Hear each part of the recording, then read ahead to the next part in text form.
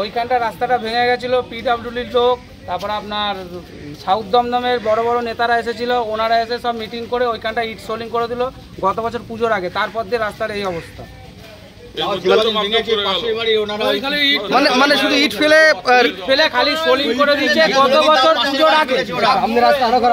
ঠিক আছে, গত বছর পুজোর আগে ইট ফেলে সোলিং করে দিয়েছে, কিন্তু পিডব্লিউডির বড় ইঞ্জিনিয়ার ছিল, পৌরসভার বড় বড় প্রতিনিধিরা ছিল, তারা আলোচনা করে ওই সোলিং করে দিয়ে ব্যাস ছেড়ে দিয়েছে। এটা একটা পিডব্লিউডির রাস্তা, 1 থেকে 6 নম্বর ওয়ার্ডে সব লোক দেখুন এই রাস্তার এই যে জায়গাটা ছিল সেই জায়গাটাকে পুরে রেখে দিয়েছে দীর্ঘদিন ধরে।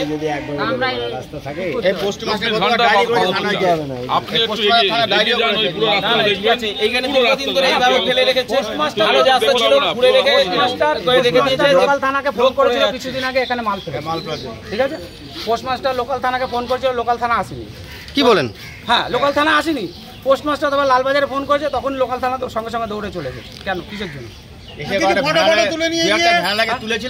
তুলে নিয়ে গিয়ে ওরা জায়গায় সাবমিট করেছে, কিন্তু কিছু হয়নি।